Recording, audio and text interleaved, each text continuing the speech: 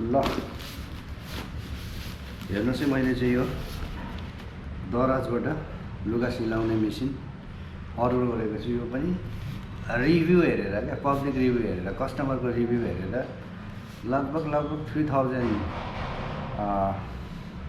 कस्टमरले चाहिँ यो अर्डर गरेर मगाइसकेर आफ्नो एक्सपिरियन्स सायर गरिसक्नु भएको रहेछ। त्यो रिभ्यू हेरेर मैले अर्डर गरेर अहिले दराजबाट चाहिँ सानोतिनो फाटेको लुगाहरूलाई चाहिँ किन बाहिर लैजाउँ टेलरकोमा भनेर चाहिँ घरमै सिलाउँ भनेर चाहिँ मैले यो मेसिन अर्डर गरेको छु है। लेट्स अनबक्सिङ है।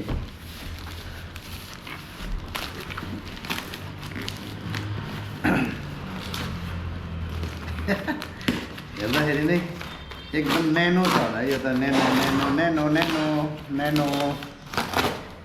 ल फर्स्ट लेयरमा चाहिँ यो कार्टुनले यसलाई चाहिँ सेफ्टी गरिएको रहेछ हैन।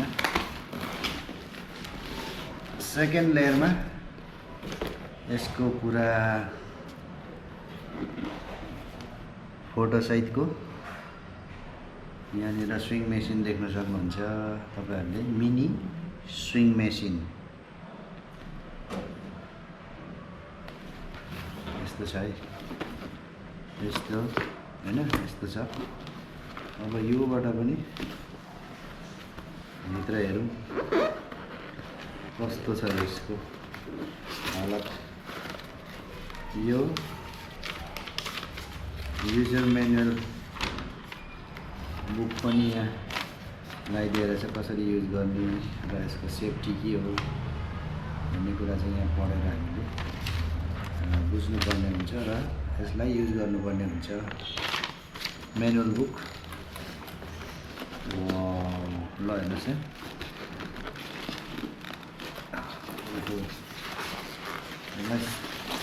सेफ्टी चाहिँ बब्बालाई दिएको रहेछ। अब यहाँ के छ है, कसो छ, यसलाई के गर्नु भन्ने कुरा चाहिँ मलाई टोटली अनभिज्ञ छु है।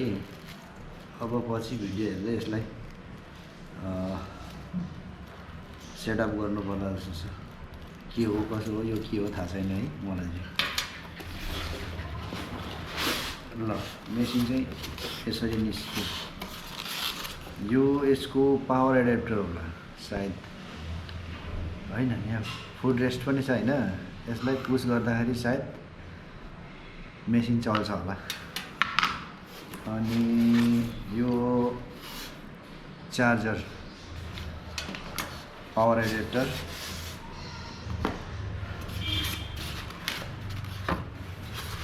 अनि मैले खोजेको, मैले रोजेको मिनी स्विङ मेसिन चाहिँ ल यस्तो छ है गाइस।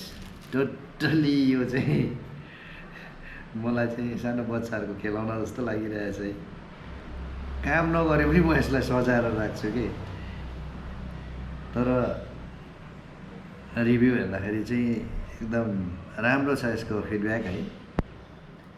Let's see